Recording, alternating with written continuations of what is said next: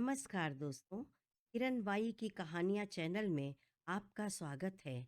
इस कहानी का पूरा आनंद लेने के लिए कहानी का पहला भाग देखना ना भूलें। इसका लिंक मैं डिस्क्रिप्शन बॉक्स एंड स्क्रीन और कार्ड तीनों जगह पर दे दूंगी। कहानी के पहले भाग में आपने देखा कि यशवंत का राज जानने के लिए सिया वैसे ही कर रही थी जैसा यशवंत उससे कह रहा था। पहली बार यशवंत के रूम में दाखिल होते समय सिया ने सोचा था कि मेरी दीदी संगीता का देहांत हुए और इस घर में यशवंत की दुल्हन बनकर मुझे आए हुए अभी कुछ ही दिन हुआ है। तो यशवंत के कमरे में संगीता दीदी की यादें यशवंत ने सहेज कर रखी होंगी। उनकी फोटो, उनके कपड़े और संगीता दीदी और यशवंत के जीवन से जुड़ी तमाम यादें मुझे उनके कमरे में देखने को मिलेंगी। लेकिन वहाँ का नज़ारा तो और ही था। कमरे में से संगीता दीदी का नामो निशान मिटा दिया गया था। 5 स्टार होटल की तरह सजा हुआ आलीशान कमरा था। एक कोने में बने बार में एक से एक महंगी शराब की बोतल सजा कर रखी गई थी। शिखा जो घर का काम संभालती है के कहने के अनुसार सिया ने शिखा के द्वारा पुड़िया में दी गई गोलियों को उसने एक बोतल में मिला दिया था। यशवंत ने एक टॉफी भी खाने को दी थी। निश्चित रूप से उसमें नशा होगा, यह सोचकर सिया ने उसे छुपा दिया।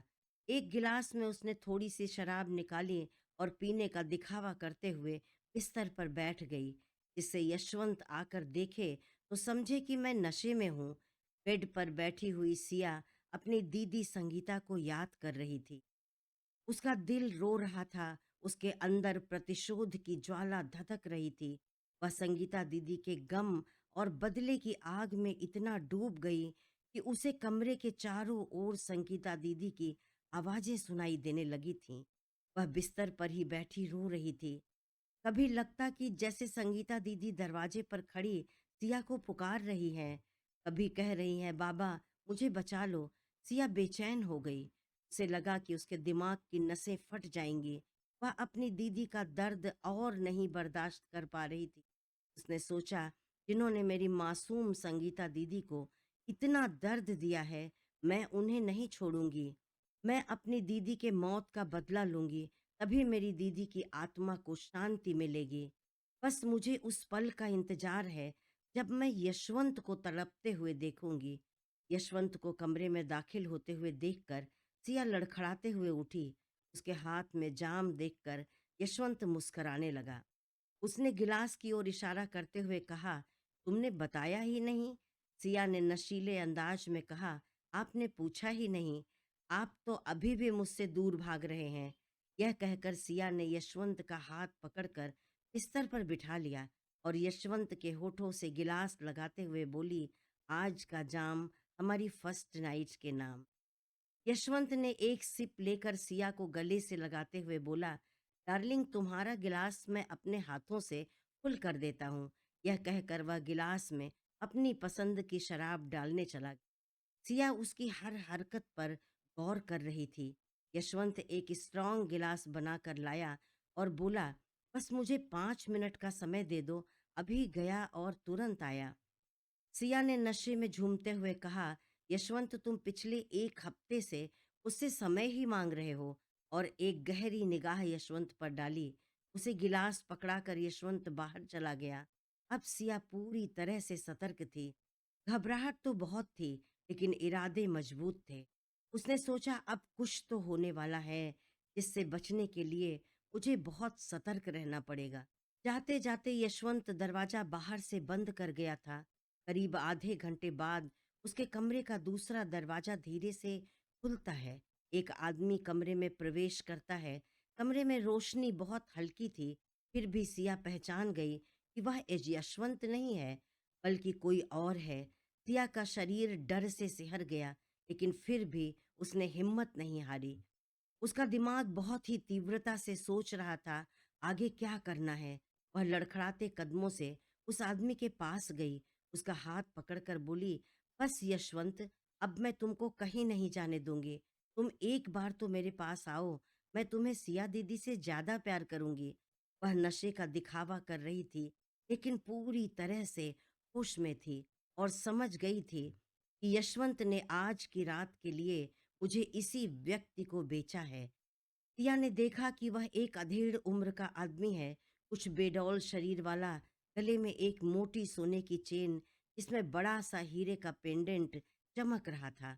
उसने हाथों में महंगी घड़ी और मोटे कड़े पहन रखे थे। वह वेशभूषा से काफी रईस और शौकीन व्यक्ति दिखाई पड़ रहा था। सिया को हल्के नशे में देखकर उसने सिया के कमर में हाथ डालते हुए उसके हाथ में पकड़े हुए गिलास की शराब एक ही बार में पी गया। यह वही पेग था जो यशवंत ने सिया के पीने के लिए दिया था, लेकिन सिया उसको हाथ में लिए वैसे ही बैठी थी जिसको उसने उस व्यक्ति को पिला दिया। अपने आप को उससे छुड़ाते हुए सिया ने कहा, आपके लिए एक खास पेग बनाती हूँ, आपका दिल खुश हो जाएगा। उसने कहा, तुम तो बस मेरे पास बैठो, मेरा दिल उसी से खुश हो जाएगा। सिया ने कहा, मेरे हाथ से एक पेग लेकर तो देखो यशवंत। वह व्यक्ति समझ गया कि नशे में होने के कारण सिया उसे यशवंत समझ रही। वह खुश हुआ कि चलो, मेरी बात आसानी से बन जाएगी, यह किसी बात का विरोध नहीं करेगी।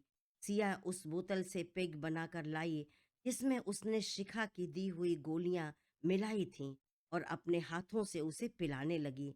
एक ही घूंट में पूरी शराब सेठ ने गले से नीचे उतार ली।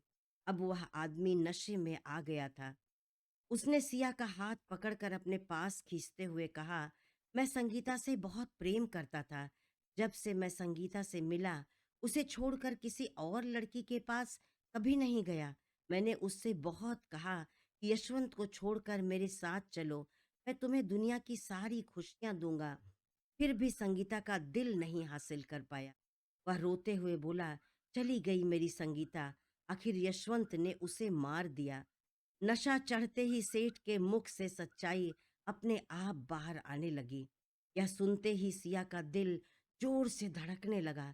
सिया ने अपने क्रोध और घबराहट पर काबू पाते हुए कहा, यशवंत तो संगीता से बहुत प्यार करता था, वह उसे क्यों मारेगा?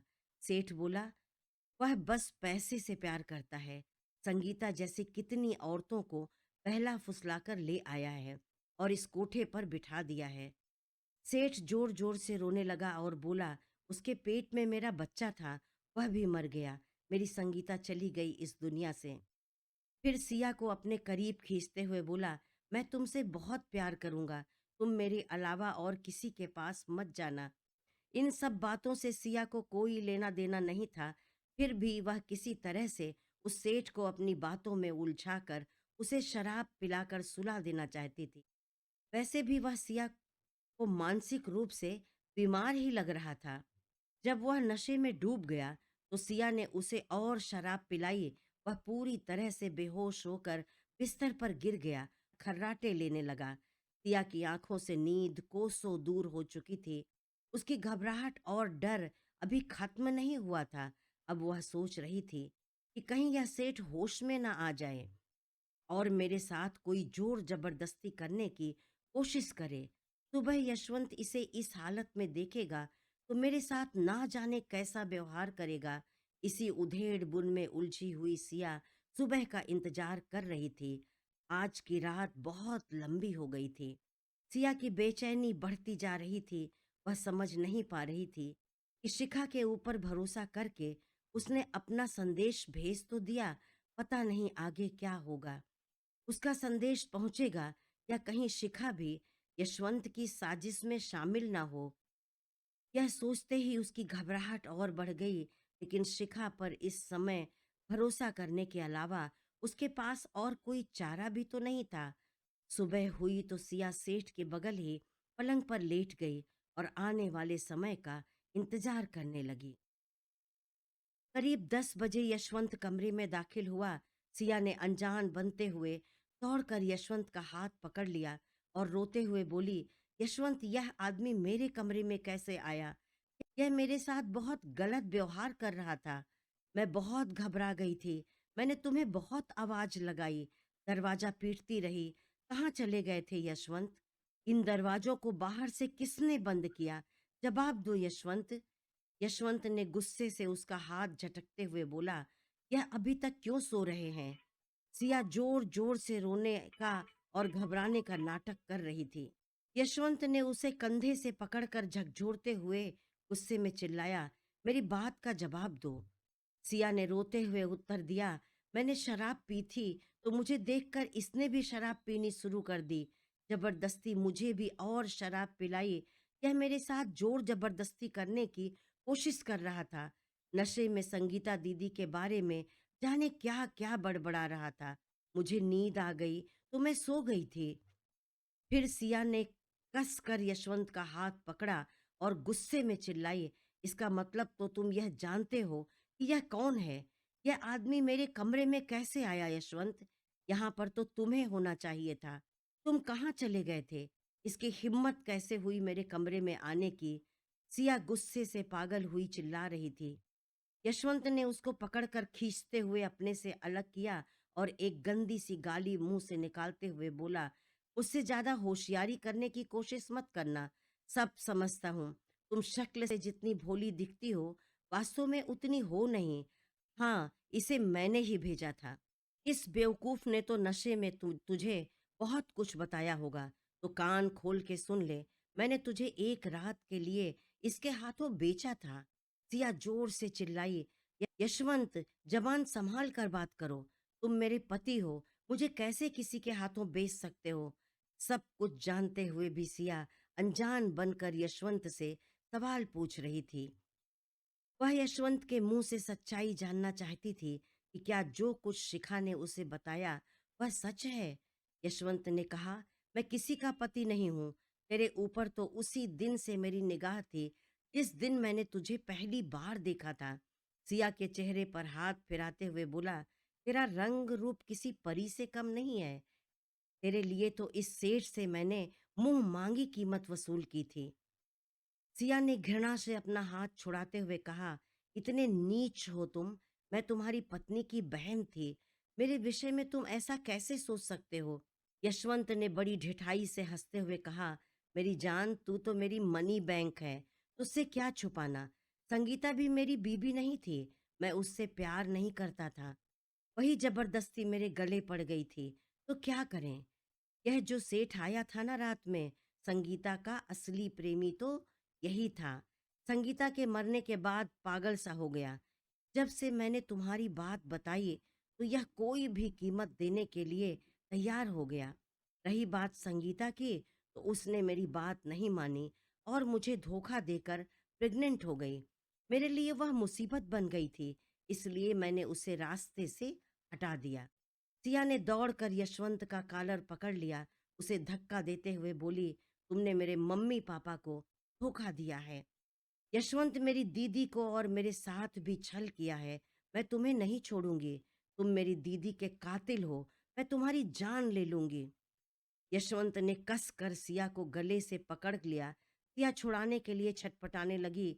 यशवंत ने ठहाका लगाते हुए कहा, बस निकल गई सारी हेकड़ी, मुझे मारने चली है। घायल शेरनियों को काबू में करना यशवंत को अच्छी तरह से आता है। देखते जाओ तुम्हें कैसे काबू में करता हूँ। यशवंत जैसे ही बातों में लग गया, सिया ने एक जोरदार धक्का देकर खुद को उससे छुड़ा लिया।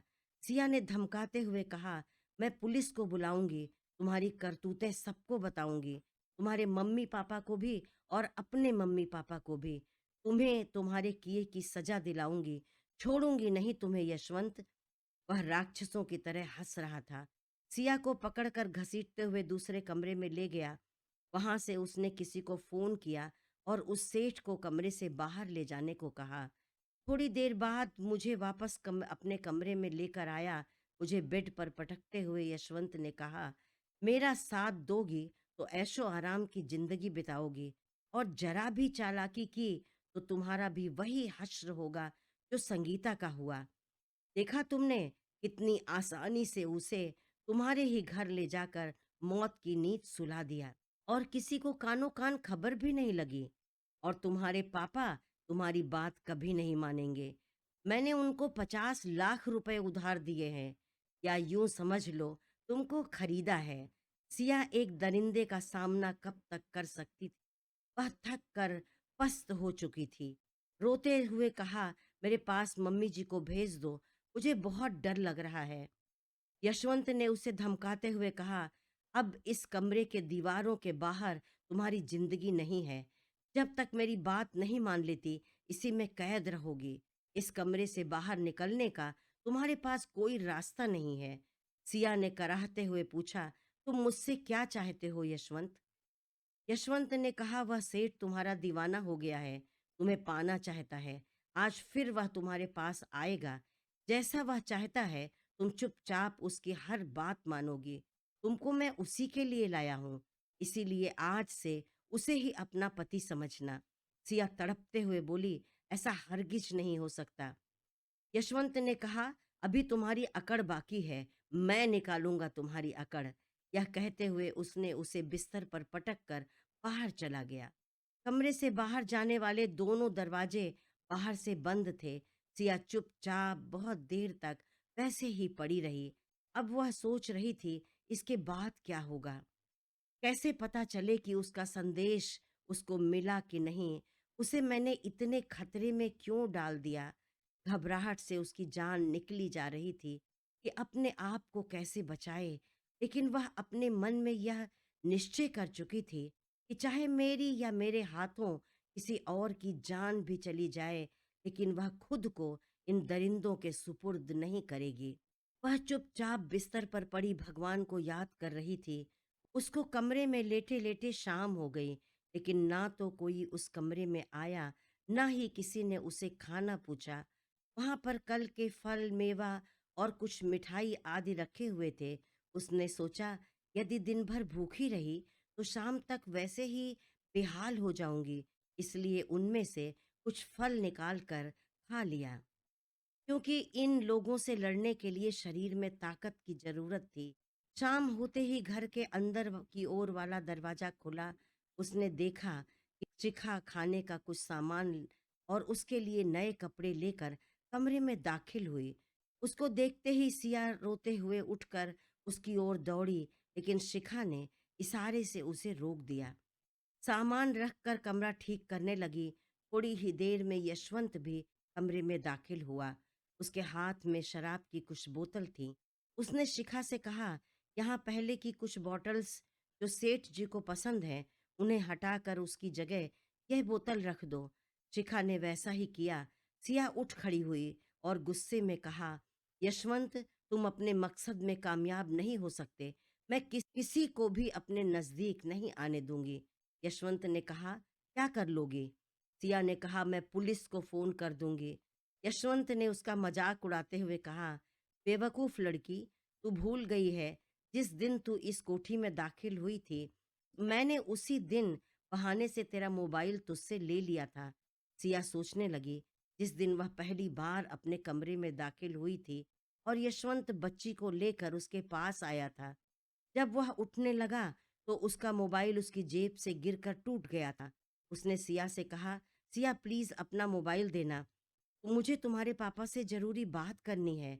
सिया ने चुपचाप अपना मोबाइल देकर पासवर्ड भी बता दिया था। अब सिया को बात समझ में आई है कि उसका मोबाइल यशवंत ने चालाकी से छीन लिया था। उसने कई बार यशवंत से मांगा भी था, तो उसने कह दिया कि मोबाइल गलती से ऑफिस छोड़ आया हूँ, जाकर ले आऊंगा।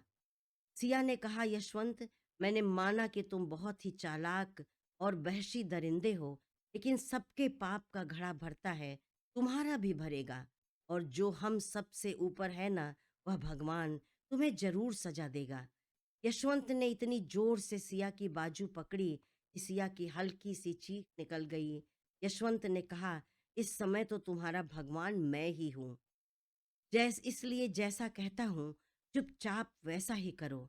सिया ने कहा, मैं चिल्लाऊंगी यशवंत, पूरी कॉलोनी को चिल्लाकर बताऊंगी। अभी यशवंत का गुस्सा बेकाबू हो गया।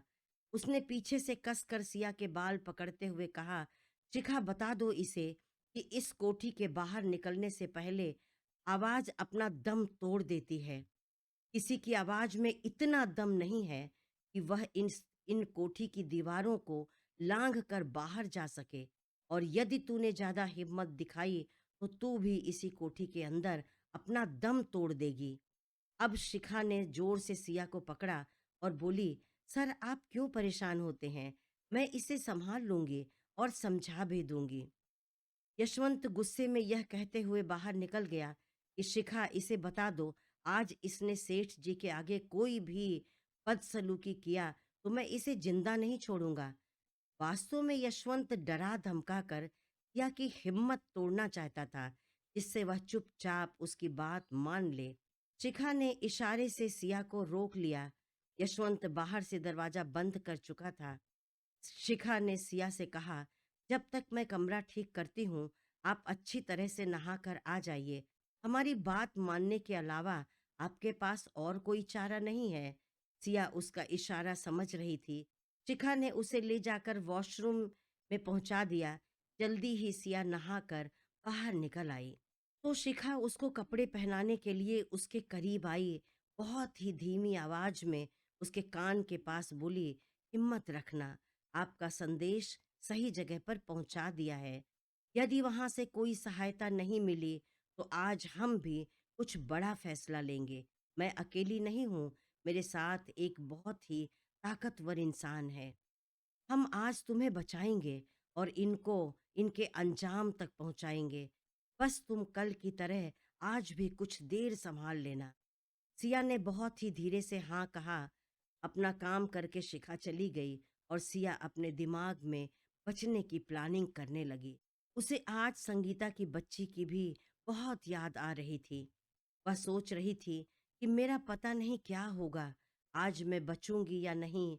यदि मुझे कुछ हो गया तो उस बच्ची का क्या होगा? शायद यशवंत उसे भी इस नर्क में धकेल दे। मन ही मन उसने माता रानी से प्रार्थना की कि आज इन राक्षसों का अंत करे, मेरी बच्ची को बचा लो माँ। वह प्रार्थना करती रही। समय बीतता रहा। दूसरी तरफ शिखा के हस्बैंड ने सिया के बताए मोबाइल नंबर पर फोन करके यह पक्का करते हुए कि जिसका नंबर सिया ने दिया था यह वही व्यक्ति है। शिखा के पति ने पूछा, आपका नाम क्या है? दूसरी तरफ से आवाज आई, मैं राघव बोल रहा हूँ, आप कौन हैं? शिखा के पति ने कहा, जो बातें मैं अब बताने जा रहा हूँ उसको ध्यान से सुनिए, और यदि मेरी बातों पर विश्वास है तो तुरंत कानपुर पहुंच जाइए, वरना बाद में पछताने के अलावा और कुछ भी नहीं बचेगा। इतना ख्याल रखिएगा कि इस बारे में अपने माता पिता तो क्या, सिया के माता पिता को भी कुछ नहीं बताना है, क्योंकि वह यशवंत के खिलाफ कुछ नहीं सुन सकते और तुरंत यशवंत को फोन कर देंगे। रही बात तुम्हारे माता पिता की, तो वह घबरा कर किसी और को बता सकते हैं, तो सारा प्लान चौपट हो जाएगा और जो तुम्हारे दिल के सबसे करीब है वह हमेशा के लिए तुमसे छिन जाएगा। बस यह ध्यान रखना कि शत्रु बहुत ताकतवर है। मैं जानता हूं कि तुम बहुत पैसे और पावर वाले नहीं हो, फिर भी यदि बचा सकते हो तो बचा लो। बस आज रात का समय है। मेरा नंबर सेव कर लो, कानपुर पहुंचकर उससे कांटेक्ट कर सकते हो। यह कहकर उसने फोन काट दिया। थोड़ी देर के लिए तो राघव का सिर चकरा गया। वह जहां था वहीं बैठ गया। उसे कुछ समझ में नहीं आया कि यह क्या हो गया। उसने तो ऐसा सोचा भी नहीं था कि शादी के बाद सिया की जान को खतरा भी हो सकता है। जिस रात संगीता के बच्चे के साथ वह और सिया अस्पताल में रुके थे, सिया ने इतना कहा था कि दीदी अचानक ही इतनी बीमार और कमजोर हो गईं कि बच्चा पैदा होने में उनकी जान ही निकल गई। मुझे यह बात हजम नहीं होती, एक अमीर परिवार में किसी गर्भवती लड़की की इतनी देखभाल क्यों नहीं हो पाई। साथ ही उसने यशवंत के स्वभाव के बारे में भी कुछ शंका जाहिर की थी। खैर, जो परिस्थितियां उसके सामने खड़ी थीं, अब सिया को बचाने के अलावा और कुछ सोचने का समय पर नहीं बचा था। वह लाचार सा बैठा हुआ था, क्योंकि वह तो खुद 20 वर्ष का था। उसके पास ना तो इतना पैसा था और ना ही बड़े लोगों से उसका परिचय ही था। वह कुछ और कर सके, वह तेजी से सोच रहा था। अंत में उसे लगा कि उसके पापा से बढ़कर और कोई उसका सगा मददगार नहीं हो सकता। वह अपने पापा को जानता है। भले वह खुद एक छोटी सी पोस्ट पर नौकरी करते हैं, लेकिन उनके सिखाए हुए जाने कितने विद्यार्थी आज बड़े बड़े पद पर बैठे हुए हैं। जो लोग उसके पापा के व्यवहार के कारण आज भी उनका बहुत आदर करते हैं। राघव ने फोन करके अपने पापा को एक पार्क में बुला लिया। उनके आगे हाथ जोड़कर कहा, पापा, मेरी जिंदगी में कोई है जो मुझे अपनी जान से भी अधिक प्यारा है, और अब उसकी सुरक्षा की जिम्मेदारी भी मेरी है, क्योंकि आज बहुत बड़ी मुसीबत की घड़ी में उसने मुझसे मदद की गुहार की है। राघव के पापा सिया और राघव के प्रेम के बारे में जानते थे। सारी बातें सुनने के बाद उसके पापा ने कहा कि बेटा, मैं तुझे निराश नहीं होने दूंगा। हम दोनों आज ही कानपुर के लिए रवाना हो जाएंगे। राघव ने कहा कि पापा, ट्रेन से तो हम कल तक पहुंचेंगे, तब तक बहुत देर हो जाएगी। पापा ने कहा, हम फ्लाइट से जाएंगे। राघव ने कहा, लेकिन पापा, इतने पैसे कहाँ से आएंगे? पापा ने कहा, ऊपर वाला है ना, जब उसने हिम्मत दी है तो सहारा भी देगा। मैं सब इंतजाम कर लूंगा। राघव देख रहा था कि पापा बहुत से लोगों से फोन पर बात कर रहे थे। रात की उन दोनों की टिकट हो गई थी। तब तक राघव को सिया के भैया का ध्यान आया, जो दुबई में रहते थे, लेकिन अपने पिता के व्यवहार के कारण एक बार दुबई जाने के बाद कभी लौटकर अपने घर नहीं आए। यहाँ तक कि अपनी बहनों की शादी में भी शामिल नहीं हुए थे, या यूं कह लीजिए कि उनके पिता ने उन्हें बुलाया ही नहीं था। सिया के भैया राघव को जानते थे, क्योंकि बचपन से संगीता, सिया, उनके भैया और राघव एक ही स्कूल में पढ़ते थे। सिया के भैया राघव से काफी बड़े थे, फिर भी उनकी राघव के साथ अच्छी दोस्ती थी, क्योंकि वह दोनों साथ क्रिकेट खेलते थे। राघव ने तुरंत सिया के भैया को फोन लगाया, उन्हें सारी स्थिति से अवगत कराते हुए उनसे विनती की, अपने माता पिता या किसी रिश्तेदार से इस बात की चर्चा नहीं करेंगे, वरना हम सिया को बचा नहीं सकेंगे। भैया ने कहा, कल सुबह तक मैं भी कानपुर पहुंच जाऊंगा। बहुत होशियारी से काम लेना। अब और किसी से बात करने की जरूरत नहीं है। हम दोनों सब संभाल लेंगे। सब अपनी अपनी तरफ से कोशिश में लग गए। सुबह तक राघव, उसके पिताजी तथा सिया के भैया कानपुर पहुंच गए थे। एक होटल में रुकने के बाद उन लोगों ने शिखा के पति के मोबाइल पर फोन करके उसे किसी और जगह बुला लिया था। सारी बातें गहराई से समझने के बाद प्लानिंग शुरू हुई। राघव के पिता का एक विद्यार्थी इस समय पुलिस विभाग में ऊंचे पद पर लखनऊ में पोस्टेड था। वह भी कानपुर के लिए निकल पड़े थे। पूरे दिन बहुत ही सतर्कता से सारी प्लानिंग की जा रही थी कि कैसे रात में रंगे हाथों यशवंत को पकड़ना है। साथ ही यह ध्यान भी रखना है कि सिया और बच्ची के ऊपर कोई खतरा ना होने पाए। दूसरी तरफ सिया अपने कमरे में बैठी आने वाले समय के की प्रतीक्षा कर रही थी, क्योंकि उसके अलावा उसके हाथ में और कुछ नहीं था। भगवान से प्रार्थना करने के अलावा वह कुछ कर भी तो नहीं सकती थी। रात हुई। कमरे में दूसरी तरफ का दरवाजा खुला। कल रात वाला सेठ कमरे में दाखिल हुआ, लेकिन आज वह बहुत ही उतावला हो रहा था। उसने पहुंचते ही सिया को कस कर पकड़ लिया। सिया ने खुद को छुड़ाते हुए कहा, मुझे यशवंत ने सब बता दिया है कि आप कौन हैं, और कल आपने भी संगीता दीदी के बारे में बताया था कि आप उनसे कितना प्यार करते हैं।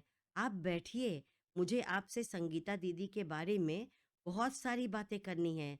सेठ ने फिर से उसे पकड़ लिया और बोला, आज बस हम दोनों के बारे में बात होगी, तुम मुझसे दूर मत जाना।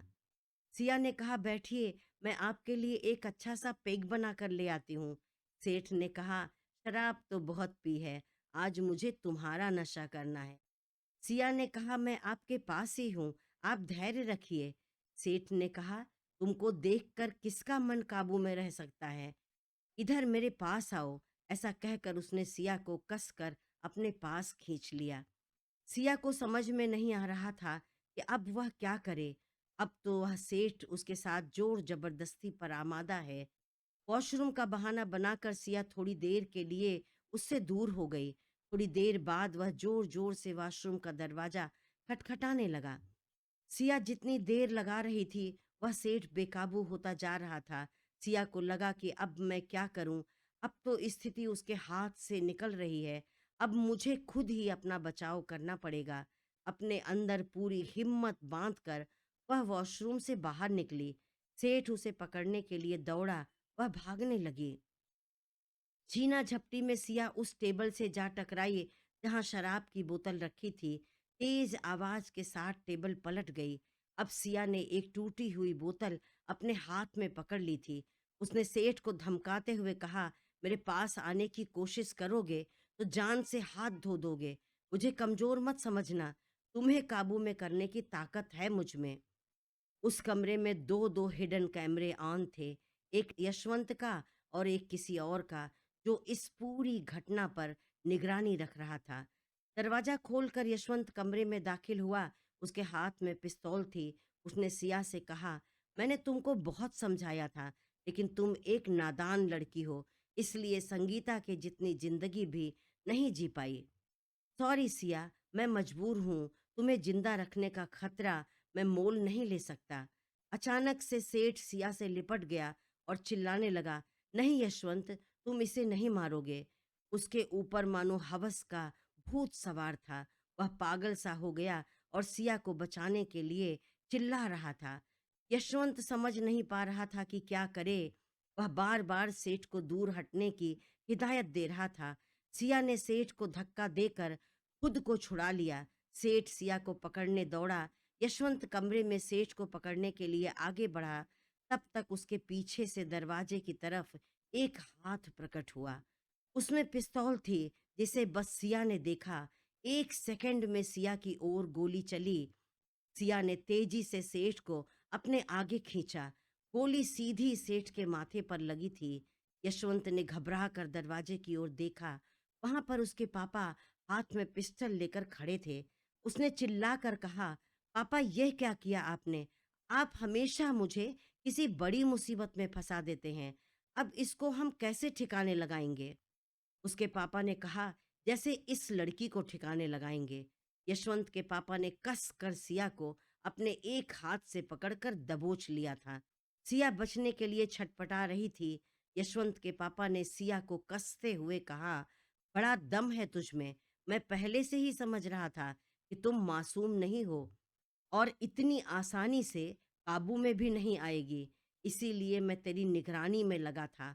हर लड़की को पहले मैं कस्टमर को देता था, लेकिन आज आज मैं आजमाऊंगा कि कितना दम है तुझ में। यशवंत से कहा कि आओ बेटा, इसकी गलतियों की सजा देते हैं। यह भी तो समझे हमसे मुकाबला करने का क्या अंजाम होता है। यशवंत के पापा ने सिया को जबरदस्ती बेड पर गिरा दिया और स्वयं उसके ऊपर झुकने लगा। सिया लगातार अपने ससुर को मार रही थी, तो यशवंत ने अपने एक हाथ से उसके दोनों हाथ कसकर पकड़ लिया और दूसरे हाथ से उसका मुंह कसकर दबा दिया। सिया अब भी छूटने की कोशिश कर रही थी। तब तक अचानक ऐसा कुछ हुआ कि उस कमरे में मौजूद सभी लोग औचक्के हो गए। जब तक वह लोग समझे कि क्या हुआ, तब तक घर के अंदर वाले दरवाजे की ओर से एक गोली जाकर सीधे यशवंत के पापा को लगी। वह तुरंत उसी बिस्तर पर ढेर हो गए जिस पर उन्होंने सिया के साथ जबरदस्ती करने की कोशिश की थी। सिया फुर्ती से दूर जा खड़ी हुई। उसने देखा कि गोली उसकी सासू माँ ने चलाई थी।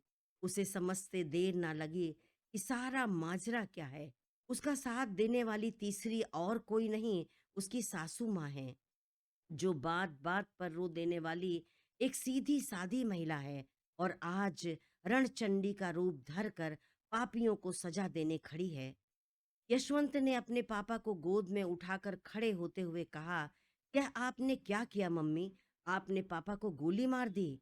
उसकी मम्मी ने गुर्राते हुए कहा, यह काम मुझे बहुत पहले करना था, जब इस आदमी ने मेरी इज्जत बेचनी शुरू की थी।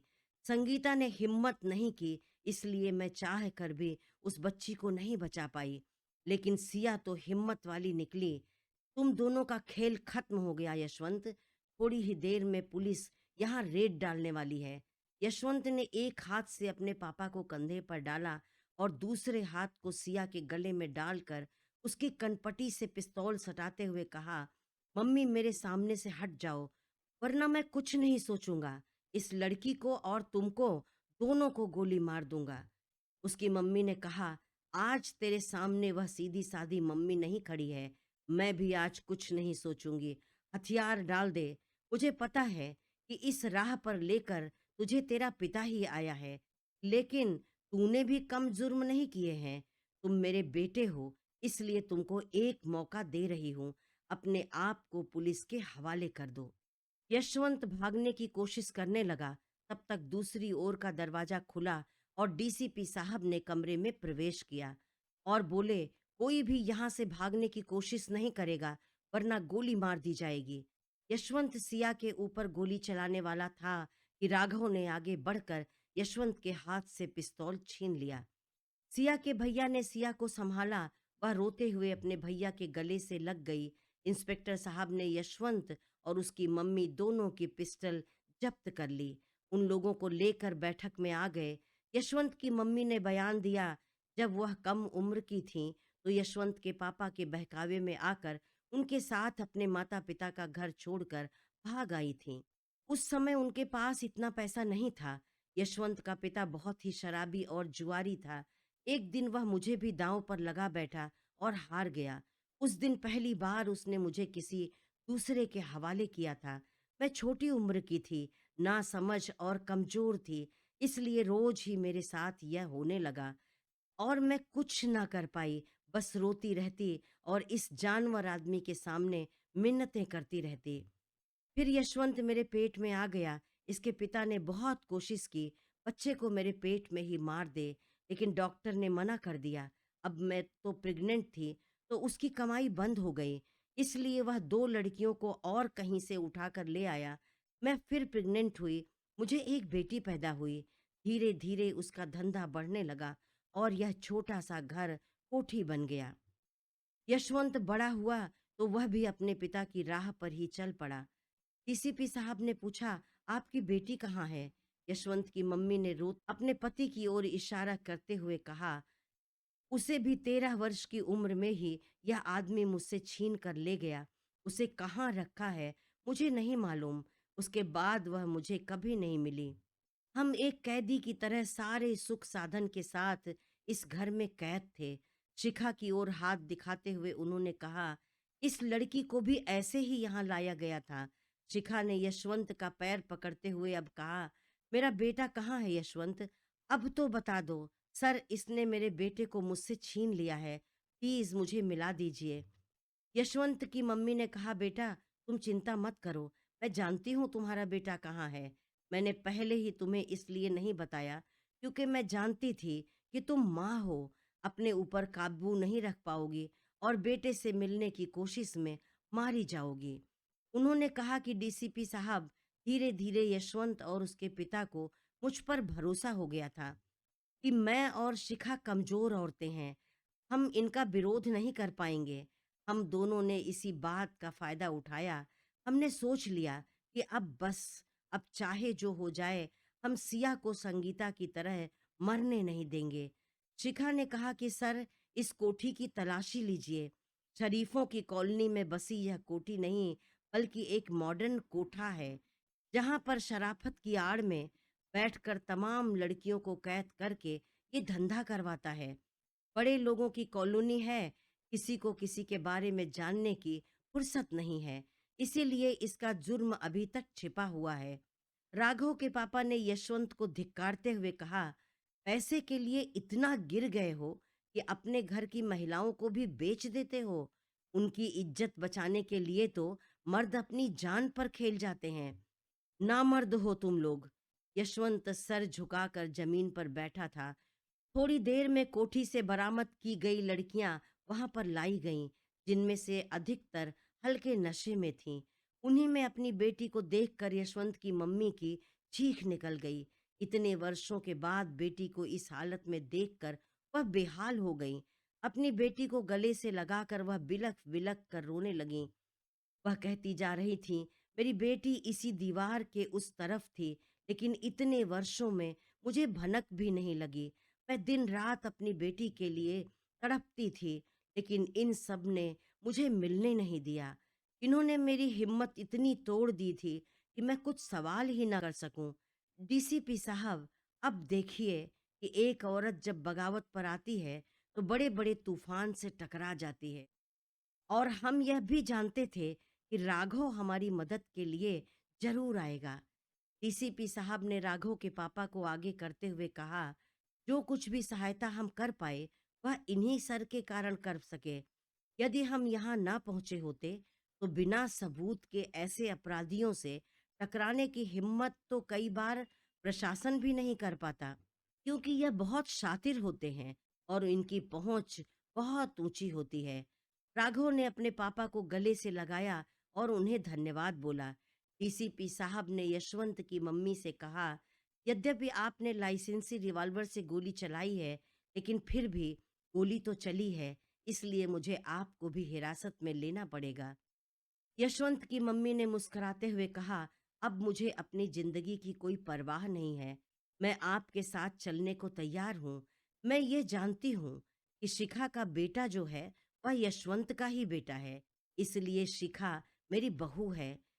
वह यहीं रहेगी इसी घर में और मेरे पीछे मेरी बेटी और मेरे पोते पोती को संभालेगी। मुझे इस पर पूरा भरोसा है। अगर ये मेरे पास न होती तो मैं अपनी बेटी को देखे बिना ही इस दुनिया से चल बसती। इसी ने मेरी हिम्मत बनाए रखी। यशवंत और उसकी मम्मी को लेकर पुलिस चली गई। एक फ्लैट को छोड़कर पूरी कोठी सील कर दी गई। दो महिला कांस्टेबल शिखा और बच्चों की रखवाली के लिए वहीं पर तैनात कर दी गईं। शिखा का हस्बैंड भी शिखा के बेटे को लेकर आ गया था। मौका पाकर राघव सिया के पास आया और उसका हाथ पकड़कर बोला, सिया, तुम ठीक तो हो ना? सिया राघव की ओर कृतज्ञ नजरों से देख रही थी। उसके भैया ने अपनी बहन की आंखों में राघव के प्रति प्रेम का भाव पढ़ लिया और समझ भी गया कि इतना खतरा उठाकर राघव सिया को बचाने क्यों आया है। वैसे राघव ने सिया के विवाह की पूरी घटना उसके भैया को बता दी थी। सिया के भैया ने दोनों को अपने गले से लगाते हुए कहा, अब मैं तुम दोनों के प्यार के बीच में किसी को नहीं आने दूंगा। राघव, मुझे विश्वास है कि तुम जीवन भर मेरी बहन का साथ निभाओगे। पापा मम्मी को तो मैं समझाऊंगा कि कुछ पैसों की लालच में उन्होंने अपनी दोनों बेटियों के साथ कितना गलत किया। सिया राघव के गले से लग कर रोने लगी। राघव ने भी उसे अपने सीने से लगा लिया। साथियों, मेरी कहानी आपको कैसी लगी कमेंट में लिखकर अवश्य बताएं। यदि अच्छी लगी हो तो कृपया लाइक कर दें तथा ऐसी ही और कहानी देखने के लिए मेरे चैनल को सब्सक्राइब करके बेल आइकन दबाना ना भूलें। धन्यवाद।